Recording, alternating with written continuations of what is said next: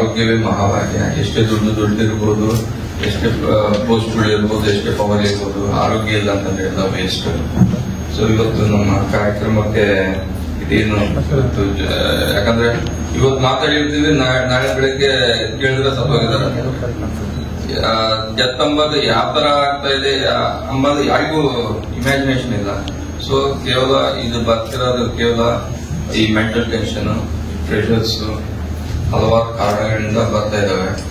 So ಇವತ್ತು ಏನು BP, sugar ಇವೆಲ್ಲ ಮೇಡಮ್ ಹೇಳಿದಾಗೆ 14 ತರ ಒಂದು ಡಿಸೀಸಸ್ ಕಂಡುಹಿಡಿಯಕ್ಕೆ ಮನೆಗೆ ತಾವೇನು ಹೋಗ್ತಾ ಇದ್ದೀರಿ.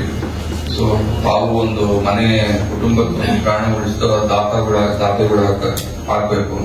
ಸೊ ಹೀಗಾಗಿ ಈ ಕಾರ್ಯಕ್ರಮ ಯಶಸ್ವಿ ಆಗ್ಬೇಕಂತ ಹೇಳ್ತಾ ಎಲ್ಲರಿಗೂ ಧನ್ಯವಾದಗಳು ತಿಳಿಸ್ತಾ ಜೈ ಹಿಂದ್, ಜೈ ಕರ್ನಾಟಕ.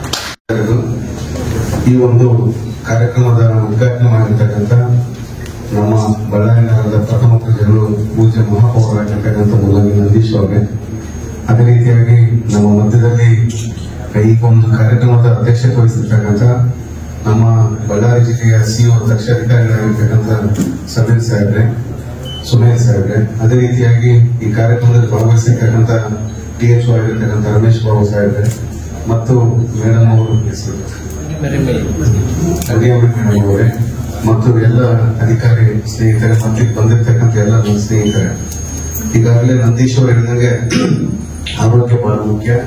ಪ್ರತಿಯೊಬ್ಬರು ಆರೋಗ್ಯ ಕಾಪಾಡಬೇಕು. ವಿಶೇಷವಾಗಿ ನಮ್ಮ ರಾಜ್ಯ ಸರ್ಕಾರ, ನಮ್ಮ ರಾಜ್ಯದಲ್ಲಿ ಸನ್ಮಾನ್ಯ ಸಿದ್ದರಾಮಯ್ಯ ಸಾಹೇಬರ ನೇತೃತ್ವದಲ್ಲಿ ಬಂದಿರತಕ್ಕಂಥ ಈ ಸರ್ಕಾರ ಮೊದಲನೇದಾಗಿ ಶಿಕ್ಷಣ, ಆರೋಗ್ಯಕ್ಕೆ ಜಾಸ್ತಿ ಒತ್ತು ಕೊಟ್ಟಿದ್ದಾರೆ.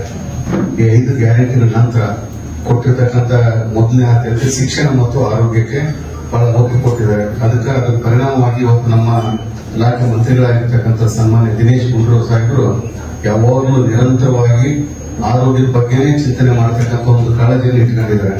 ಯಾಕಂದ್ರೆ 24/10/2024 ಈ ಒಂದು ಗೃಹ ಆರೋಗ್ಯ ಅಂತಕ್ಕಂಥ ಒಂದು ಕಾರ್ಯಕ್ರಮವನ್ನು ಕೋಲಾರ ಜಿಲ್ಲೆಯಲ್ಲಿ ಪ್ರಥಮವಾಗಿ ಪ್ರಾರಂಭ ಮಾಡ್ತಾರೆ. ಅದು ಪೈಲಟ್ ಪ್ರಾಜೆಕ್ಟ್ ಆಗಿ ಪ್ರೋಗ್ರಾಮ್ ಆಗಿ ತಗೊಂಡು ಆ ಜಿಲ್ಲೆಯಲ್ಲಿ ಸಂಪೂರ್ಣ ಆಗಿದ್ಮೇಲೆ ರಾಜ್ಯಾದ್ಯಂತ ವಿಸ್ತಾರ ಮಾಡಬೇಕನ್ನೋ ಉದ್ದೇಶದಿಂದ ಮಾಡಿದ್ದಾರೆ.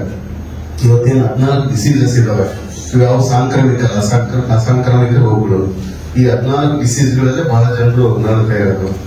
ಇವತ್ತು ನನಗೆ ಒಂದು BP ಬಂದ್ಬಿಟ್ರೆ ಅದೊಂದು ದೊಡ್ಡ ಮಾಫಿಯಾನ ಗೊತ್ತಿಲ್ಲ. BP ಆಯುರ್ವೇದ ಹೋದ್ರೆ ಅದು ಕಡಿಮೆ ಆಗುತ್ತೆ ಅಂತ ಹೇಳ್ತಾರೆ.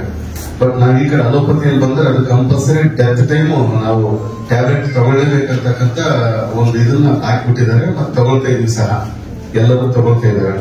ಅದೇ ತರ ಶುಗರು ಸಹ, ಈ ಶುಗರ್ BP ಇವತ್ತು ಮುಂಚೆ ನಾವು ಹಿಂದಿನ ಕಾಲದಲ್ಲಿ ಆಗಿರ್ತಕ್ಕಂಥ ಕಾಲಕ್ರಮೇಣ ಊಟದ ಸ್ವಭಾವ ಇರ್ಬೋದು, ಮತ್ತೆ ಆಗಿರ್ತಕ್ಕಂಥ ಈ ಸ್ಥಿತಿಗಳೆಲ್ಲ ಅವಲೋಕನ ಮಾಡಿದಾಗ ಅವತ್ತು ಈ BP, ಶುಗರ್ ಅಂತಕ್ಕಂಥ ಕಾಯಿಲೆ ಬಹಳ ಜನರಿಗೆ ಇರಲಿಲ್ಲ.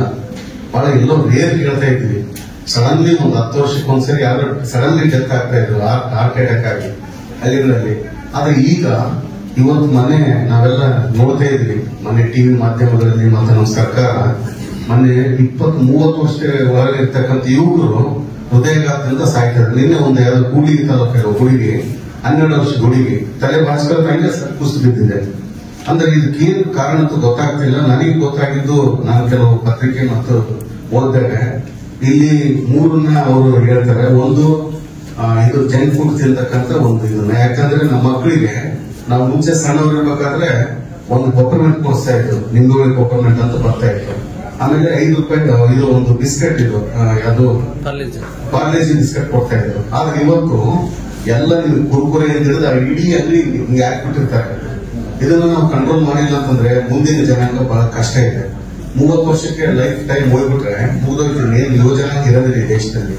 ಈ ತರ ಪರಿಸ್ಥಿತಿಯಲ್ಲಿ ನಾವೆಲ್ಲ ಬದುಕ್ತಾ ಇದ್ದೀವಿ. ಅದ್ರ ಜೊತೆಗೆ ಇನ್ನೊಂದು ಹೇಳ್ತಾ ಇದ್ದಾರೆ, ಮೊಬೈಲ್ ಜಾಸ್ತಿ ಬಳಕೆ ಮಾಡೋದ್ರಿಂದ ಹೃದಯಾಘಾತ ಆಗುತ್ತೆ ಅಂತಕ್ಕಂಥ ವರದಿನೂ ನಿನ್ನೆ ನಾನು ನೋಡಿದೆ. ಅಂದ್ರೆ ನಾವು ಇದನ್ನ ಅವೇರ್ನೆಸ್ ಮಾಡತಕ್ಕಂಥ ಕಾರ್ಯಕ್ರಮಗಳಾಗ್ತಾವ. ಪಾಪ ಸರ್ಕಾರ ಇವತ್ತು ನಮ್ಮ ಆರೋಗ್ಯ ಇಲಾಖೆಯವರು ಗೃಹ ಆರೋಗ್ಯ ಅಂತೇಳಿ ಮನೆಗೆ ಹೋಗ್ತೀರಿ, ತಪಾಸಣೆ ಮಾಡ್ತೀರಿ. ಈಗ ಇರ್ತಕ್ಕಂಥ ಏನು 3 ಹಂತದಲ್ಲಿ ನೀವು ತಪಾಸಣೆ ಮಾಡ್ತೀರಿ. ಆಶಾ ಕಾರ್ಯಕರ್ತರು ಮತ್ತೆ ನಿಮ್ಮ ಇರ್ತಕ್ಕಂಥ ನರ್ಸ್ಗಳು ಇರ್ಬೋದು, ಆಮೇಲೆ ಡಾಕ್ಟರ್ಸ್ 3 ಹಂತದಲ್ಲಿ ಮಾಡ್ತೀರಿ. ಆದ್ರೆ ಅದ್ರ ಜೊತೆಗೆ ಅವೇರ್ನೆಸ್ ಕೊಡ್ತಕ್ಕಂಥ ಕಾರ್ಯಕ್ರಮ ಜಾಸ್ತಿ ಆಗಬೇಕು. ನಮ್ಮ ಸರ್ಕಾರ ಇವತ್ತು ಮೊನ್ನೆ ಸನ್ಮಾನ್ಯ ದಿನೇಶ್ ಗುಂಡೂರಾವ್ ಅವರು ಒಂದು ಉದ್ಘಾಟನೆ ಮಾಡಿದರು. ಹೃದಯ ಪುನೀತ್ ರಾಜ್ಕುಮಾರ್ ಏನ್ ಸರ್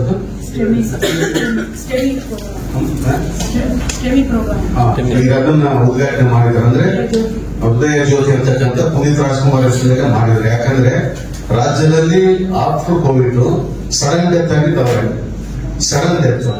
ಅದಕ್ಕೆ ಕಾರ್ಡಿಯಾಕ್ ಅಟ್ಯಾಕ್ ಅಂತ ಹೇಳ್ತಾರೆ. ಅದನ್ನ ಏನದು ಕಾರ್ಡಿಯಾಕ್ ಅರೆಸ್ಟ್ ಅಟ್ಯಾಕ್ ಅಂದ್ರೆ ಬದುಕೋದೇನು, ಅರೆಸ್ಟ್ ಅಂದ್ರೆ ಬದುಕೋದಿಲ್ಲ.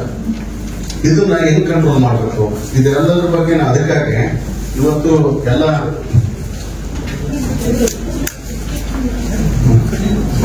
ಬನ್ನಿ ಈ ಒಂದು ಅದನ್ನ ಪುನೀತ್ ರಾಜ್ಕುಮಾರ್ ಹೆಸರಲ್ಲಿ ತಗೊಂಡ್ ಬಂದಿದ್ದಾರೆ. ಅದಕ್ಕೆ ಸುಮಾರು 30,000 ರೂಪಾಯಿ ವೆಚ್ಚದಲ್ಲಿರ್ತಕ್ಕಂಥ ಒಂದು ಮೆಡಿಸಿನ್ ಅನ್ನು ಸಹ ಎಲ್ಲ ಸಮುದಾಯ ಕೇಂದ್ರಗಳಲ್ಲಿ ಇಡಬೇಕಂತಕ್ಕಂಥ ಒಂದು ಕಾನೂನನ್ನು ಮಾಡಿದ್ರು. ಅದಂದ್ರೆ ಇಮಿಡಿಯೇಟ್ ಆಗಿ ಬಡವರಿಗೆ ಸಿಕ್ಕದಿಲ್ಲ.